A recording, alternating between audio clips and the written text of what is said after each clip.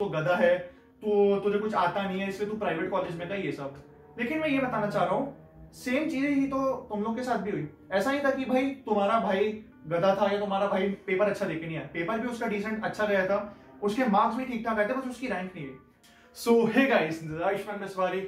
और फाइनली यार काफी दिनों बाद मैं वीडियो बना रहा हूँ। कल मेरा एग्जाम है, लेकिन मैंने सोचा यार इस टॉपिक पे वीडियो बनाना इंपॉर्टेंट है, क्योंकि काफी सारे लोगों के मन में डाउट्स आ रहे हैं कि भाई हम लोग के तो मार्क्स अच्छे थे, लेकिन जो परसेंटाइल और जो रैंक आई है वो इतनी कम क्यों आई है।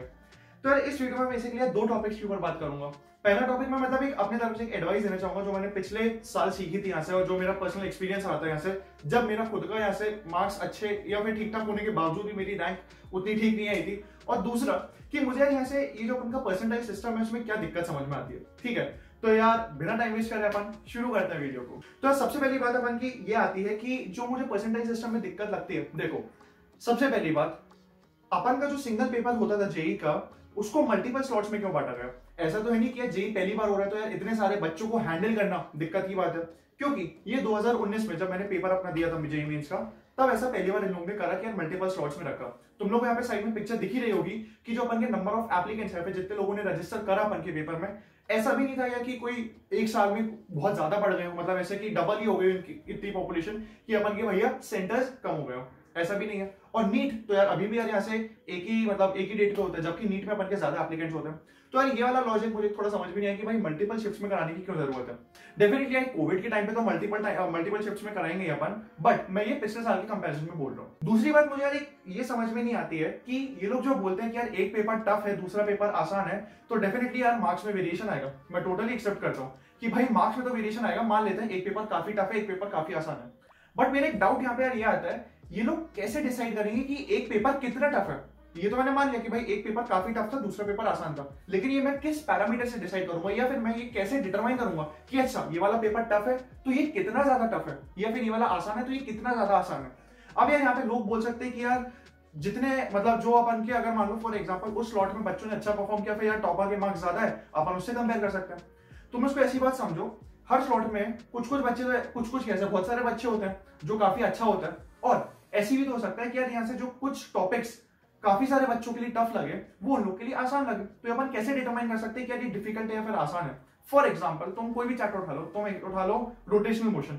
रोटेशनल मोशन यार ऐसे बहुत सारे बच्चों को टफ लगता है, और उसमें कोई भी नई बात नहीं है टफ लगना, क्योंकि यार वो काफी वास्ट चैप्टर है, लेकिन वही पे यार कुछ लोगों के लिए काफी अच्छा लगता है, उन लोग के फेवरेट चैप्टर होता है।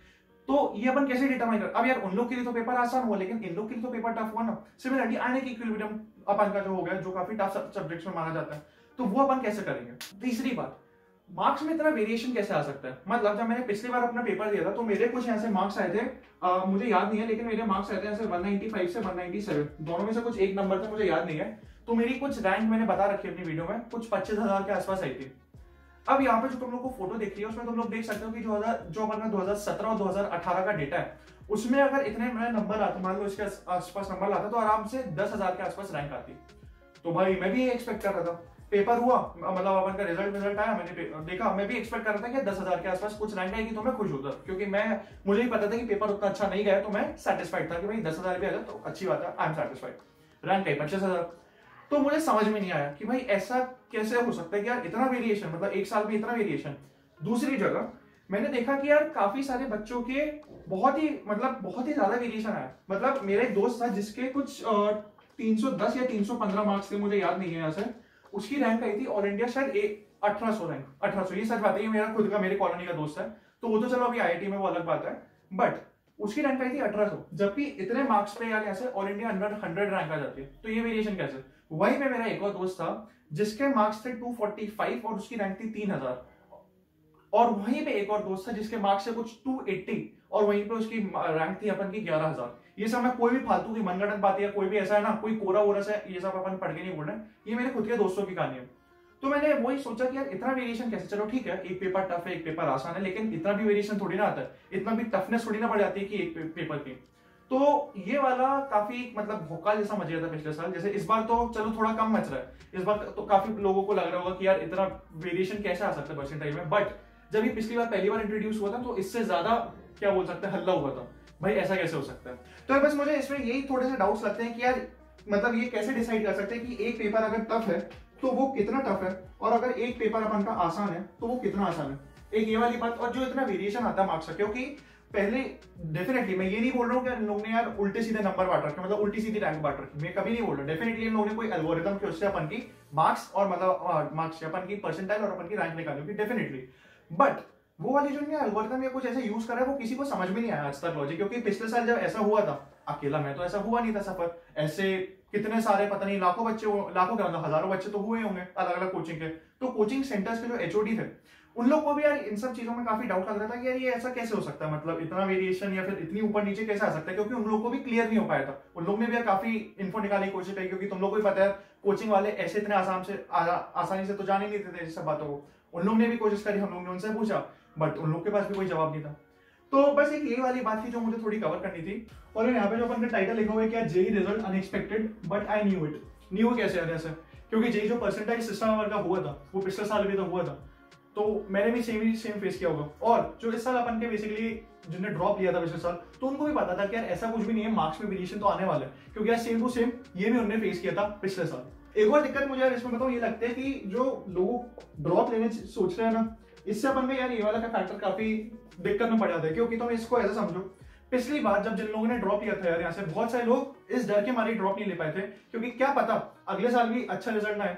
क्योंकि अब जिनने 250 नंबर भी आए, जिनके 250 260 ऐसे कुछ बहुत सारे ऐसे बच्चे थे जिनकी रैंक अच्छी नहीं आई थी, तो ऐसा क्या भरोसा है कि यार अगले साल भी रैंक अच्छी ही आ जाए, क्योंकि अगले साल भी कंपटीशन होता ही रहेगा, कंपटीशन चेंज तो होने वाला नहीं है। और जो लोग ड्रॉप ले रहे हैं तो डेफिनेटली कंपटीशन तो थोड़ा बढ़ ही जाएगा।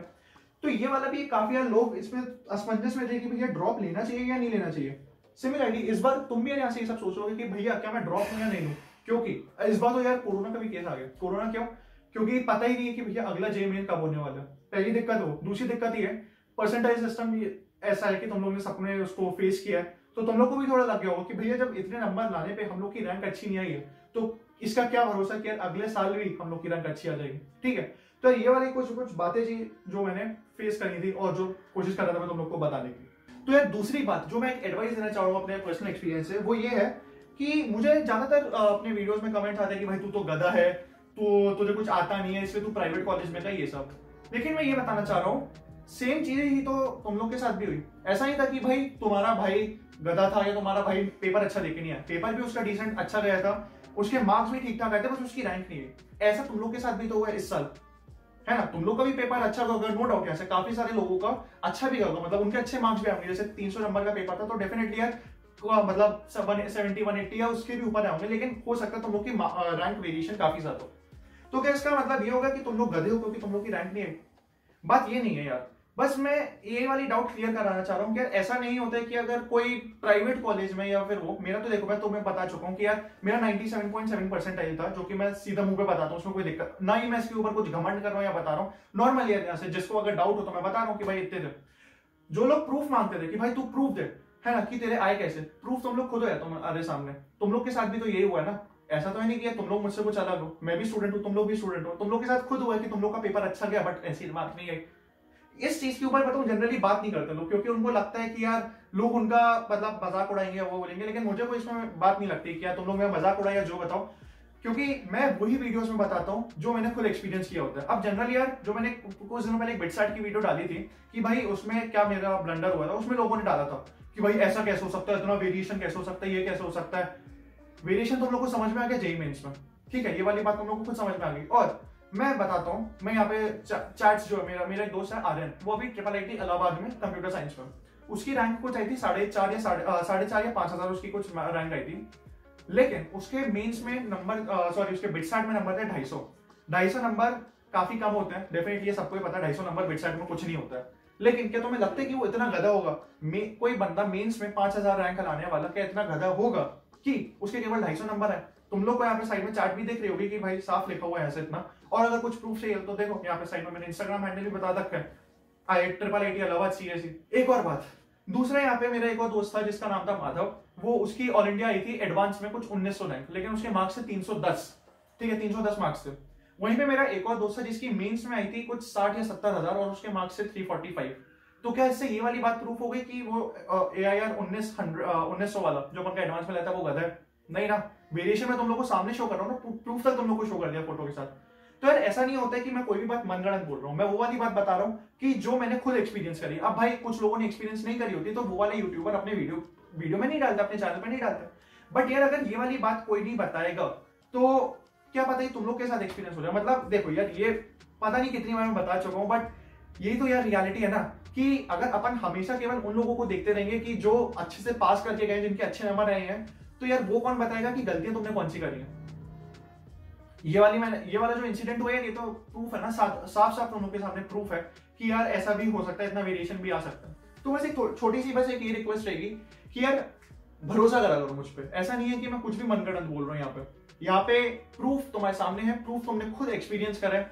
तो कोई भी वीडियो में ऐसे कोई भी मनगढ़ंत नहीं बनाता हूँ, उसके पीछे डेफिनेटली मैंने खुद ना खुद कुछ एक्सपीरियंस किया होता है, या फिर मैंने मेरे दोस्तों ने कुछ एक्सपीरियंस किया होता है जो वो मुझे बताते हैं। ठीक है, आई गेस तुम लोग को यार यहाँ से समझ में आ गई होगी वीडियो। दो ही चीजों के ऊपर मुझे फोकस करना था। पहला कि जो मुझे थोड़ा फ्लॉ समझ में आता है यहाँ से जो अपन की जेई के लोग निकालते हैं रैंक, और दूसरा जो मुझे एडवाइस देनी थी कि भाई अपने भाई पे भरोसा रखा करो। ऐसा नहीं है कि भाई तुम्हारा कुछ भी मनगढ़ंत बातें कर रहा है, खुद उसने एक्सपीरियंस करी है, वो तुम एक्सपीरियंस ना करो तो बस, और वो तुम गलतियां ना करो बस, उसको बताने के लिए तुम्हारा भाई ने चैनल खोला है ना। वरना आईआईटी जेई से रिलेटेड यार यहाँ से क्या कितने हजारों चैनल है यार, और मुझसे बड़े बड़े हैं, ऐसे मुझे नाम लेने की जरूरत नहीं है। मुझसे कितने बड़े चैनल है, मैं कौन सा, मैं तो छोटा सा, 3,500 सब्सक्राइबर, मुझे ऐसे क्या करने की जरूरत है। मैंने खोला ही इसलिए क्योंकि मैंने गलतियां इतनी करी हैं, और वो वाली गलतियां मोस्ट ऑफ द लोग करते हैं, मोस्ट ऑफ द क्या लगभग 90% जनता करती है। तो वो वो गलतियां तुम ना करो, इसलिए मैंने चैनल खोला था। और कोई मतलब वो नहीं है, मतलब आईआईटी जेईई के लिए यहाँ से दिक्कत क्या है, कितने सारे लोग हैं यार जो अपन को बता रहे हैं, मतलब नाम लेने की भी जरूरत नहीं है। अपन के